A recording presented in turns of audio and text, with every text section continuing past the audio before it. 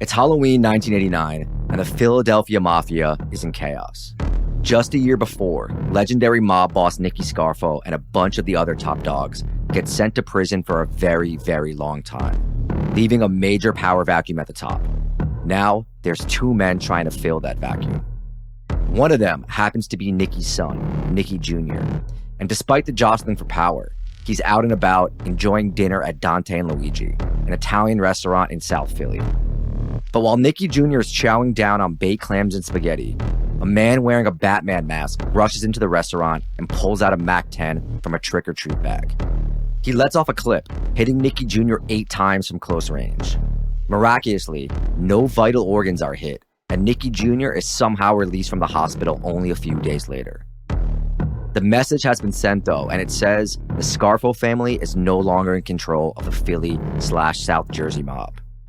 The alleged shooter, according to law enforcement and multiple mob snitches, is 27-year-old Joey Skinny Joey Merlino, who right now, in 2024, happens to be the hottest mafia podcaster out there. But back then, he was just an ambitious young mob scion, the son of former Scarfo underboss Salvatore Chuckie Merlino. And much like Junior Soprano, he wasn't respecting old arrangements. While Nicky Jr. survives, he goes on to become a non-factor in the Philly mob. So much so that he soon moves to Newark, and his father arranges for him to be inducted into the New York-based Lucchese family, one of the 5 New York families. And, if you moved to Newark in the 90s, you'd mess something up. With him out of the picture, Joey Merlino and his gang of young go-getters seem set to take over the city. But the New York Mafia Commission has other ideas. They want things to calm down in Philly, stop the chaos and violence before there's another hit song about the Chicken Man being blown up. So they appoint Sicilian-born mafioso John Stamfa as the new Don of Philadelphia. Meanwhile, Merlino is sent away to jail for a few years soon after for an armored car robbery, and the power vacuum seems to be filled. But when he's locked up, Merlino meets a longtime Philly mobster with other ideas, and those two will allegedly start plotting the takeover. When he's finally released a couple years later, all hell breaks loose in a bloody Philly mob war that shocks the city. This is the Underworld Podcast.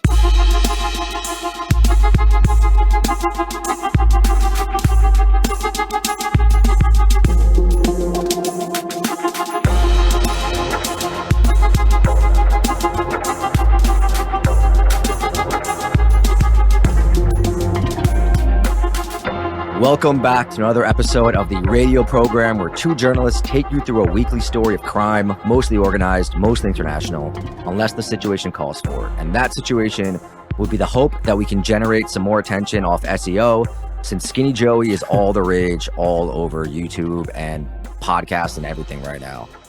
I'm one of your hosts, Danny Gold, and I'm joined by Britishman Sean Williams, who has said a lot of nasty things about Philadelphia before we started recording, which, just insulting the people, the Eagles, the Flyers, the Phillies. I mean, I personally would never, ever badmouth a city with a reputation like Philadelphia. But Sean, you can't control this guy. Yeah, I mean, cheesesteak is legitimately one of the worst dishes of all time. I mean, there's that mascot there. Are you insane? No, isn't it just like a big, fat, disgusting sandwich? I don't know. Like, are we supposed to believe that Philadelphia invented the steak sandwich or what? I don't know. Kind of sucks. And there's that mascot that looks like a dodo. Dude, you're out of your mind. I mean, look. The place ain't Indiana. Gritty? Right? It's got something going for it, but it's not doing that well either. As always, bonuses are on patreon.com/Underworld Podcast. You can sign up there or on iTunes or Spotify. Hit the socials, YouTube's, all that. I definitely want to shout out our new sponsor, Aura, that is hooking us up with a great deal. And they're an internet security company. They do everything to protect you from hackers, scammers, spammers, people we do episodes on, identity theft, fraud, all that. And they help get your data off the internet, away from data brokers. Now they're hooking up our listeners with a 2-week free trial when you go to aura.com/underworld. That's aura.com/underworld. It's only $12 a month afterwards. And they've been really, really good to us. So please support them and sign up. Anyway, yes, another American mob story. We thought we would be done for them after the Tony Accardo episode, but this is just a good one. It's in the zeitgeist right now, topical, and alleged, and you're going to hear that word a lot this episode since this guy is allegedly retired. But how can you resist Skinny Joey? He's all over my algorithms. It just made sense to do this. And We did a reel on him, like a Instagram reel. I think we put it on the YouTube too, like a short. And people got really, really mad that we were just like kind of making jokes about his situation. But a lot of people. So people love this guy. They love Skinny Joey, and we're gonna find out why. So yeah, the Mafia member having a podcast thing, it's really nothing new at this point. You know, Sammy Gravano, the most infamous rat of all time, he did one, and he did all the, you know, YouTube and terrible interview rounds. Michael Franzese, another big name, and he was actually really up there, you know, the fuel tax and everything, and he probably has the most successful YouTube podcast career, I'd say. John Ailey, right? He's done a bunch. And there's got to be quite a few more, but I feel like those are the Mount Rushmore of just Mafia podcast guys. There's a whole lot of guys, too, that seem like pretenders, but, you know, it's a tough beat for guys like me and Sean, because if they're just doing it all themselves, where does that leave us? You know, just doing Manscaped ads pretty much. I mean, Manscaped are brilliant, of course, and as our aura. What can I actually say here? I don't know. Like, every little helps. Let's just say that when you guys get involved in that product. And I think for the most part, you know, we view these guys, Mafia guys, as like supposedly secretive, right? Now, obviously, things have changed a lot in the last few decades, but there were always guys who loved the attention and the limelight, whether Capone, Bugsy Siegel, you know, the New York Post cover star himself, John Gotti's the most, I guess, infamous one who loved the limelight. So mobsters chasing the spotlight, it's nothing new. They've just kind of adjusted, like all media folks have, onto the hot new thing, which is a YouTube podcast, pivot to video and whatnot, which worked out great for journalism. Yeah, how's Vice doing? But I digress. The Philly mob, instead of starting off organically like some other mafia groups across the country, it starts off a little different. In the 1910s, a New York-based mafia organization, the one that eventually becomes the Gambino family, they send a Sicilian-born mafioso to Philadelphia to start a family and just kind of like set things up. There's other organized crime groups there, particularly Jews and Irish, and, you know, they fight and they make up and they fight again. So we're going to skip over all that, though, right up to 1959, because that's where the foundation for the Joey Merlino story begins. At this point, many mafia families are controlled nationally by the Commission, who oversee everything across the country. It's made up of the bosses of the 5 New York families, as well as some of the other powerful regional bosses like Chicago, the Chicago outfit. Now, some of these regional bosses, like, say, the boss of the Chicago outfit, are fully independent, but other families, like Philadelphia, are actually subservient to the New York families. In Philly's case, they're under the Gambino family, even though the boss at the time, Angelo Bruno, sits on the commission. Bruno's the boss not of the Gambino family, of the Philadelphia mob. And Bruno and Carlo Gambino, who was the boss of the Gambino family, they go back to when they were young up-and-comers and they were in the bootlegging business together. They're longtime friends, close associates, all that sort of stuff. And one of the main reasons that Angelo Bruno even becomes a boss in the first place was because he had the backing of the Gambinos. And just a little background, Carlo Gambino is the boss of bosses and the most powerful mobster in the country at this time. He forms an alliance with Tommy Lucchese, and they basically dominate the commission. Lucchese family is one of the other big families. So basically, he's the best guy in the underworld to be pals with, and it really pays off for Bruno. Bruno's known as the Gentle Don because he likes to keep things quiet and avoid violence if he can. He's the opposite of flashy, just real respectable, like George Anastasia, who is a longtime Philly journalist who covered the Philly mob for decades, and whose work basically is a major source for this episode. He described his governing style as an iron fist covered by a velvet glove, which is just a great description. You know, he keeps a low profile, doesn't attract any attention and all that. And Bruno excels at this. He doesn't allow his guys to sell drugs, but instead he taxes other gangs in the city that do sell drugs. Many mob bosses have had this rule over the years because drug sentences are often really long and guys are more likely to flip, but usually it was ignored. Yeah, that's pretty ingenious, I guess. More like a reinsurance kind of thing. In 1976, Carlos Gambino dies, and Bruno loses a significant amount of his power because he loses his major backer. Then in 1980, he's sitting in his car outside his house with his driver, John Stamfa, who we mentioned in the cold open, when a man appears from out of the shadows and pops him in the back of the head with a shotgun, which is tough to survive that and messy. There's actually a picture of him. It's super grisly, like the stuff of Night Bears. He's almost caught in like a primal scream. It's really insane. Don't look it up. Just sit this one out. Yeah. Except, yeah, I did look it up, and it is pretty gruesome. But also, the Philadelphia Daily News just like ran that pic on its front page the very next day. That's pretty brutal because it's like a horror movie. It's crazy. It's Philadelphia, man. You know, and that was back when men were men, Sean, and newspapers were newspapers. Oh, yeah. You could put a guy's grisly corpse with his head half blown off on the cover of the paper. But Stamfa is somehow left unharmed. And as we mentioned earlier, Bruno didn't allow his guys to sell drugs, but it just so happened at the time that his consigliere was dealing on the side. So the convoluted theory by mob people and law enforcement goes like this. The consigliere is up in the New York area. He's complaining to the Genovese family about Bruno and that he won't allow him and the others to sell drugs. Some other people are complaining too, as one does about their boss or podcast partner, Okay, that's nice. That's nice. I'll take partner. He ends up walking away from that meeting thinking he has the commission's approval to take out Bruno. And after the hit, the consigliere goes to New York assuming he would be named the new godfather of Philadelphia, but instead he gets brutally murdered and they find his body on the side of the road with money stuffed in his mouth and in his ass, which that's just weirdo freak stuff. But the message is you're being too greedy, or you were being too greedy, I guess. 3 other Philly mobsters associated with the hit, they also turn up dead soon. And apparently the Genovese family wanted to steal the Philly family from the Gambino family because in 1977 a law passed making gambling legal in Atlantic City, and they want a big taste of all the rackets that come along with it. And Philadelphia was going to be the ones running Atlantic City. Since Gambino dies, though, in 1976, they think that Bruno is more vulnerable. That's why they want to get him out of the picture. What happens is just a super confusing story, according to George Anastasia, of just double crosses, triple crosses. The Genovese family makes Bruno's consigliere think he has permission to take out Bruno, but after the fact, they play dumb because you can only take out a mob boss with the full commission approval. So after he gets Bruno out of the way, they no longer have use for him, and that's why he gets killed. Ouch. And I feel like I have to explain this too, because people don't know, and it might sound hard to believe, especially if you've been there recently, but Atlantic City at one point was held in like high esteem. Everyone thought it was going to be basically Vegas of the East Coast, just glamorous, full of tourists, tons of money coming in. So much so that the East Coast mobs pretty much decided to leave Vegas to the Midwestern mafias and focus their energy on Atlantic City.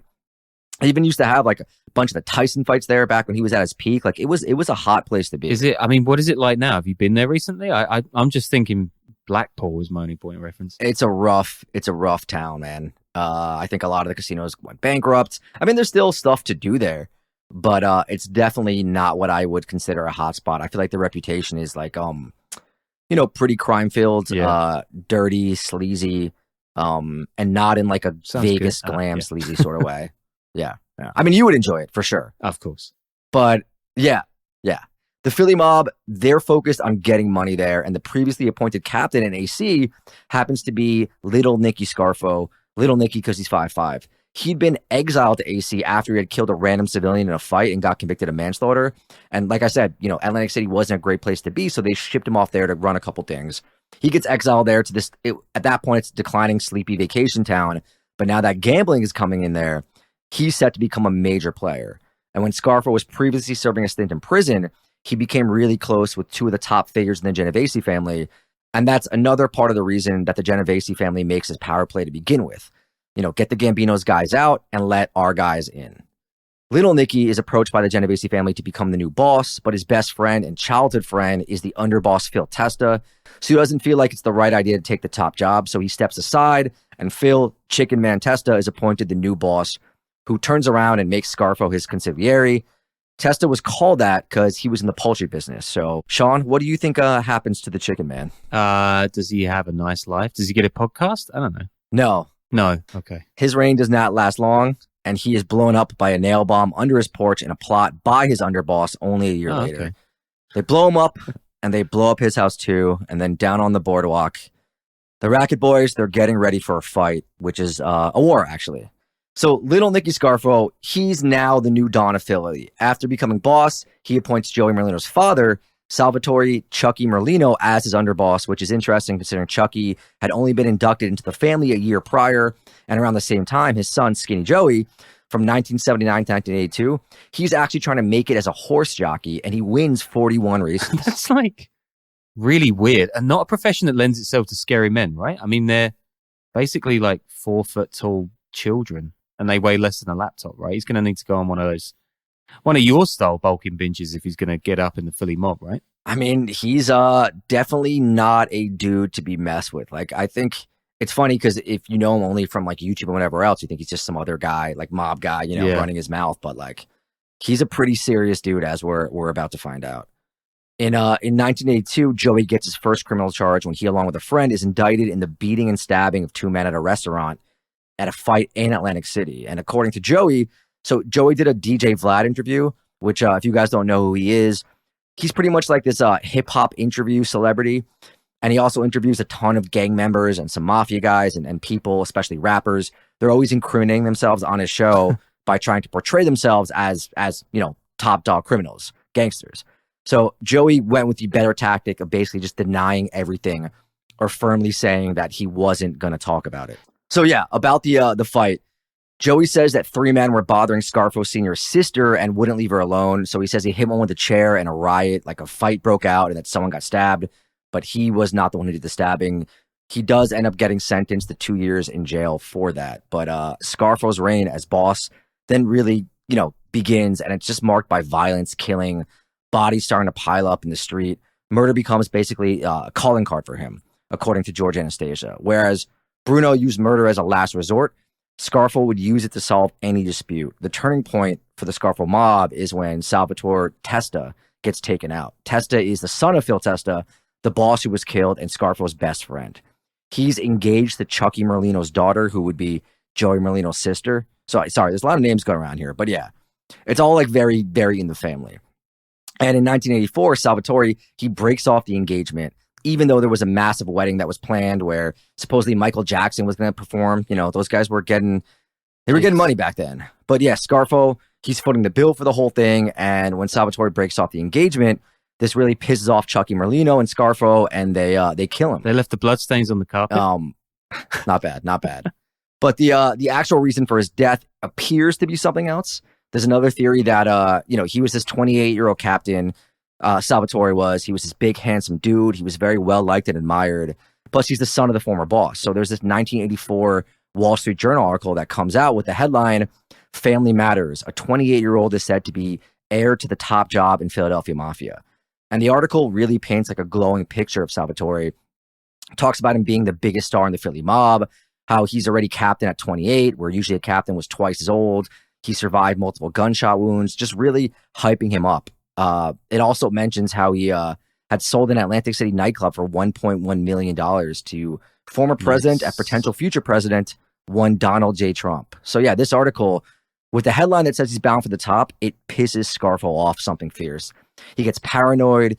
He thinks that Salvatore's star is outshining his and decides that he's got to take him out. So the wedding is kind of like the excuse to do so because he embarrassed Scarfo's underboss by breaking off the engagement. So yeah, once again, the media, man, just really making things worse over here, causing a mafia war.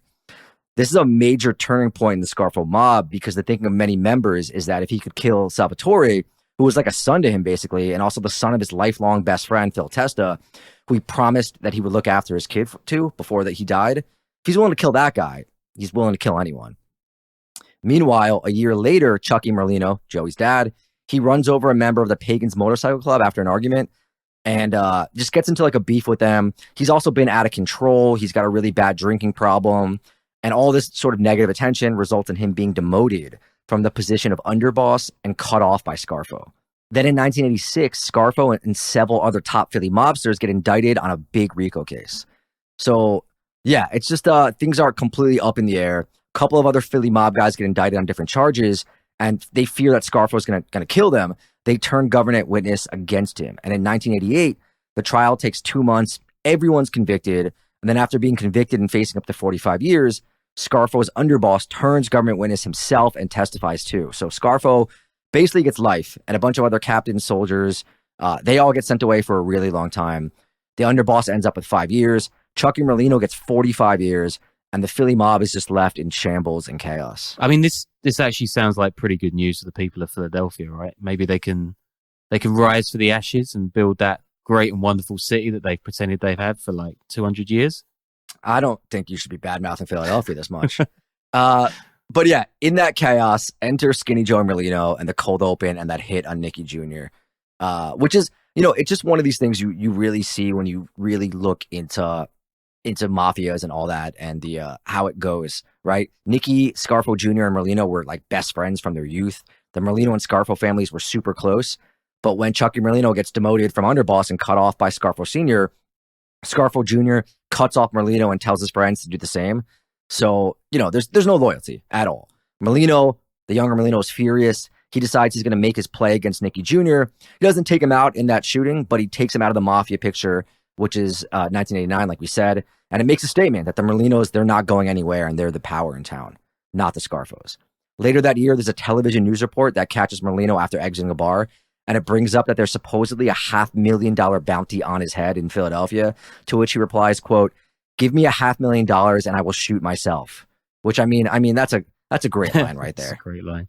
Yeah, if anyone else wants to wire, I don't know, $2,000 into my son's bank account, then I'll shoot myself too. Yeah. Merlino seems poised to take over at this point, but before he can really grab control, he's sentenced to 4 years for interstate theft and conspiracy charges in 1990. That's the conviction for robbing an armored federal truck in 1987, which, sounds really cool and like the movie The Town or Heat, but it's not that. What happened was that this bag of like $350,000 was stolen from this truck in an inside job. It wasn't a crazy heist. More, they convinced the guard to drop off and misplace a giant bag of cash. Yeah, I mean, I need to flag up the fact that I'm not sure you can mention The Town and Heat in the same sentence. That's like, I don't know, mixing corned beef and gabagool, if you know what I mean. Dude, The Town rules. What? Are you not like The Town? Oh man, Town's excellent. I came away from that thinking it was like a joke film, like a piss take, but no way, dude. Oh my god, dude, Jeremy Renner in The Town rules, dude. You haven't spent enough time in Boston. I mean, that was oh man, I gotta watch again. Maybe I gotta stop watching films on my phone. Or something. So Joey Merlino, he's in prison, and the Philly mob is in chaos yet again. And after the new acting boss gets indicted, the Genovese and Gambino families, they step in. They turn to John Stampa to put together the family and return it to stability. So a little background on Stampa. He's born in Sicily in 1940 and immigrates to New York in 1963. When he gets there, he gets introductions to the Gambino crime family from his two brothers and brother-in-law who were members of the mafia. The Gambinos arrange for Stampa to work for Angelo Bruno. He goes down to Philly. He's Bruno's driver during that hit against him, but he keeps his mouth shut when he's forced to testify to the grand jury. And he kind of disappears after that. He's arrested in 1980 in a Baltimore pizzeria working as a baker. He's charged in 1981 with perjury for lying to the grand jury about meeting with mobsters after Bruno was killed. He ends up serving 8 years, and according to a 1995 New York Times article, quote, that it is unclear whether Mr. Stampa was involved in Mr. Bruno's killing, but that his silence earned him the respect of other mobsters. This is a guy who doesn't seem to have many roots in Philly, but he definitely impressed some of the higher-ups in New York. But because he doesn't have the roots in the city, he's immediately kind of disliked by some of the mobsters in Philadelphia for being an outsider. In prison, Joey Merlino meets longtime Philadelphia mobster Ralph Natali, who was serving a 15-year prison sentence. Merlino's complaining about Stampa and how he was an outsider and shouldn't be boss, and Natali starts to advise Merlino on what to do. And they begin to plot how to get rid of Stampa, take over the Philly mob. It wasn't just the fact that Stampa was an outsider that annoys Merlino. There's also this sort of culture clash between the Sicilian-born Stampa and Merlino and his peers who grew up in America. It's kind of a throwback to the clashes in the first half of the century between the Mustache Petes and the American-born mafiosos. And Merlino was he was a young, tough kid. He was brash. He was out and about. He wasn't going to put up with some outsider coming into town and running things. In January 1992... He was a jockey, man. He was a jockey. In January 1992, with Merlino and Natali still behind bars, the Merlino crew, they decide they're going to go to war. They draw up first blood. They take out a 73-year-old mafia soldier that was loyal to Stampa.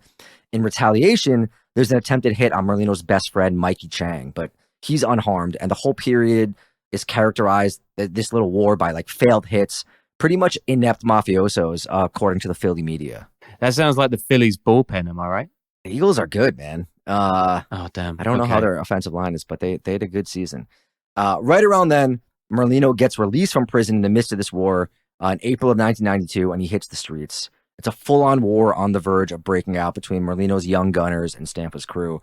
To try to stem the violence and bring unity between the two factions, Stampa makes multiple moves that surprise a lot of people. He makes Joey Chang, who's the brother of Merlino's best friend, Michael Chang, his underboss. Stampa also, makes Michael and Merlino both made men in the family, and he thinks that by making them, promoting them, basically making his best friend's brother underboss, he's going to bridge this gap between the two factions. It's a peacemaker move.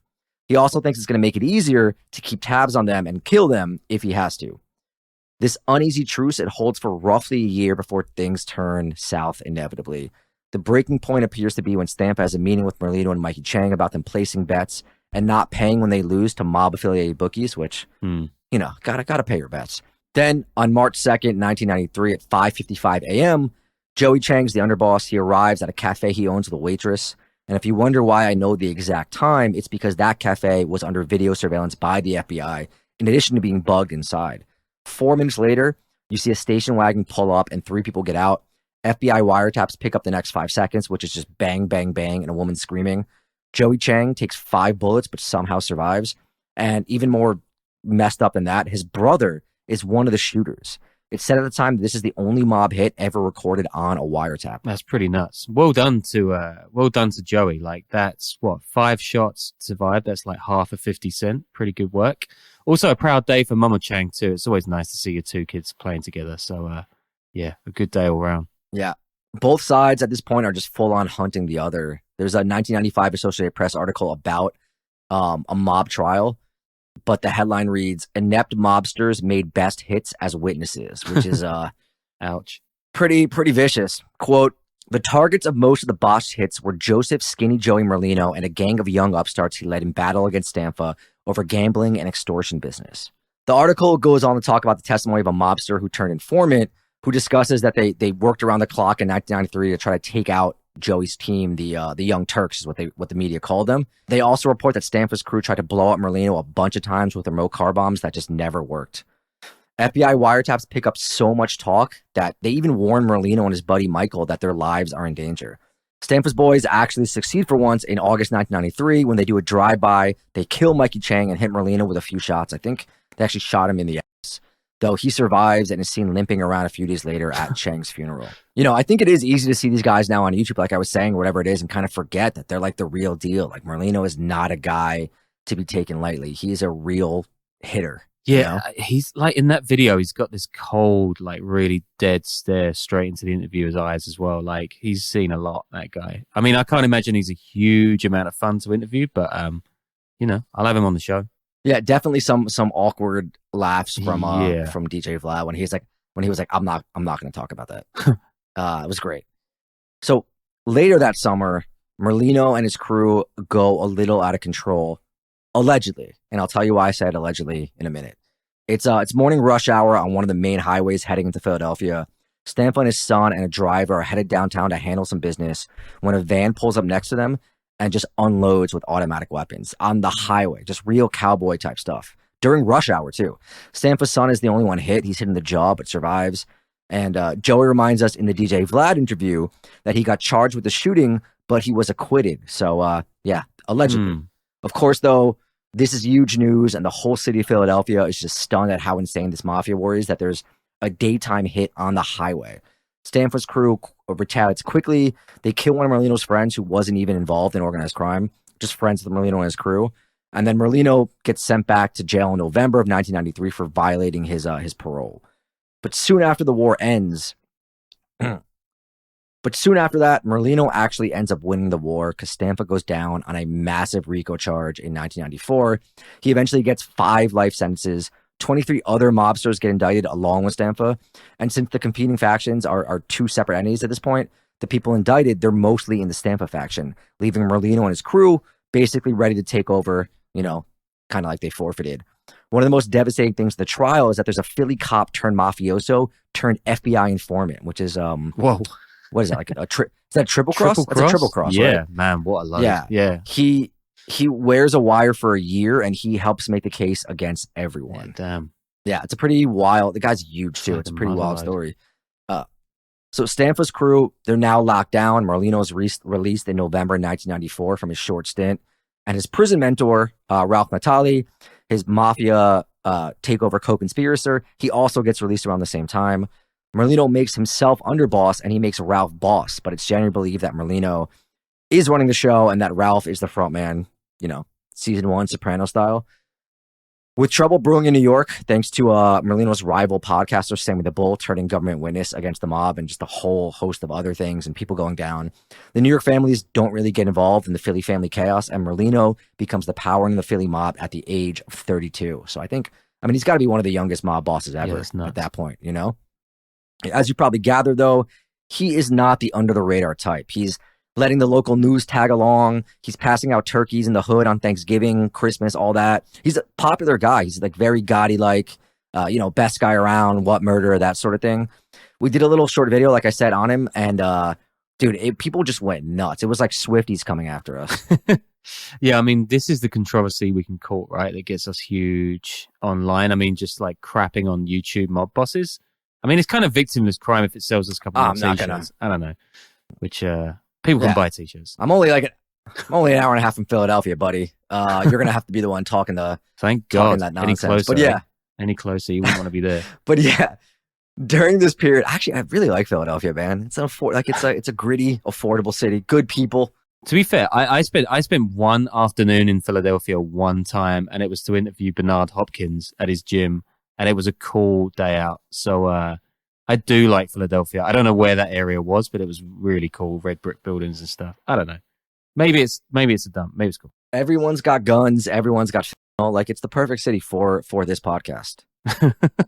But yeah, during this period when he's on top, he's a party guy. He's out on the town, hot clubs, night spots, ball games. He does charity drives. He plays in a summer softball league. His friend sums it up to the city paper like this, quote, "Joey was born to follow in his father's footsteps. How could he not? He was the son of an underboss. People on the street respected and feared him. Girls went crazy over him.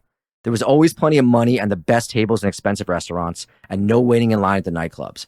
Big-time sports celebrities and movie stars wanted to hang with him." In 1995, Merlino's crew gets into it with the 10th and Oregon crew, which is like an independent from the mob, but mostly Italian organized crime group. They were dealing, and his crew beats up the leader of the gang when they refuse to pay a street tax. And the leader of the gang and the leader of the gang's dad start plotting to take out Merlino. But then he gets arrested and hangs himself in jail, the leader of the gang, to which Joe replies in that DJ Vlad interview, "I heard about that. It was in the paper." And then 3 years later, when the father is on trial for conspiring to kill Joey, a masked gunman takes him outside his house, just shoots him. And when asked if he knows the father in the DJ Vlad interview, Joey just says, doesn't know him, but he knows the brother and that they're all rats. So okay. Joey also talks about how he got charged for that assassination, or that killing. It's not an assassination, but he was acquitted of that as well. So, draw your own conclusions. But yeah, Merlino and his crew at that point, they run things. They ruffle some feathers, they take over, but it doesn't last too long. Natali is sent to jail in 1998 for violating his parole. And it doesn't take long after that for a split to occur between him and Merlino. Here's a quote from an article from 2001 in the Philadelphia City paper detailing that time. Merlino then became acting boss, and Natali's friends claim that within 2 months, Merlino stopped kicking money back to Natali. And they stopped sending money to Natali's girlfriend, which made Natali very angry. I might be going mad here, but I feel like so much of this is lifted straight into Sopranos plot lines. Is that the case? Like, I don't know any specific stuff, but it feels like it is. Maybe I'm wrong. I mean, it wasn't based on on anything with the Philadelphia family. It was based on, I always forget. We've talked about it before. I forget the name. I think, this was 99? So the season, show was already going at this time, right? Oh, yeah. That's a good point. That's nuts. Yeah, so I don't know, like all this stuff sure is so long ago, but it's like really recent, actually. Yeah. So, they could have lifted plot points. Who knows? Another thing with Merlino is that when he was boss, he would place these big bets, collect his winnings, but never ever pay up when he lost, when he was gambling. It actually causes problems for the acting boss that takes over when Joey gets arrested, because none of the former mob affiliated bookies, they don't want to have anything to do with the mob anymore, thanks to Merlino. Here's a quote. Underworld sources claim the mob blames Merlino for pissing off mob allied bookies because he always bets big, collected his winnings, but never ever paid up when he lost. There was a lot of mob money that Merlino blew, one mob insider told City Paper. Now it's gone and the bookies don't want to deal with it. It's Merlino's fault. So, yeah, he, like I said, he was well liked and feared and respected, but he also caused some trouble. And in 1999, Joey gets arrested again and he's hit with drug trafficking charges. Natali's also charged in the same indictment, and things go from bad to worse for Joey when Natali, who already had 2 serious convictions under his belt, decides to become the first boss of a major crime family to flip and turn government witness. I feel like I see that sort of thing mentioned a lot, like the first one to do this, the first one to turn, but I don't know, it seems like there's quite a lot of that by the 2000s, like especially with the Midwest mobs getting broken up in the 80s and 90s. So I don't know how accurate it is to say that he was the first boss that flipped. Joey goes to trial in 2001 for a sweeping indictment involving lots of different crimes, multiple murders. all sorts of stuff. He gets convicted of racketeering-related charges like extortion, bookmaking, receiving stolen property, but he's acquitted on the most serious charges of 3 murders and 2 attempted murders and also the drug charges. He does end up getting sentenced to 14 years. The LA Times in 2001 has Joey's response after his lawyer said he can get out after 9 years for good behavior. Ain't bad. 9's better than the death penalty. Yeah. Which, yeah. Yeah, is not wrong.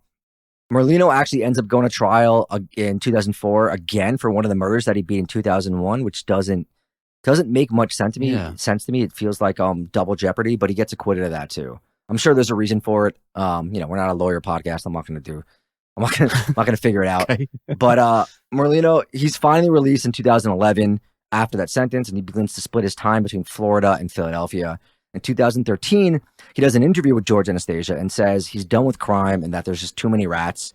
He doesn't like how he spent 19 years of his adult life in jail and wants to spend more time with his kids. And he later opens up a restaurant in Florida called Merlino's. And then in 2016, Merlino is busted along with 45 other alleged mob members in an indictment accusing them of gambling, loan sharking and extortion, and medical insurance fraud and untaxed cigarettes, which are 2 very good hustles. I think we've talked about a lot. Yeah. Definitely get in on the medical insurance fraud. Doesn't have the same, sexiness as other crimes and untaxed cigarettes too, but that's where the money is, guys. Most of the guys busted there are members of the Genovese and Lucchese crime families, but the Manhattan U.S. Attorney offices say that all 5 families and Philly were working together in one giant scheme.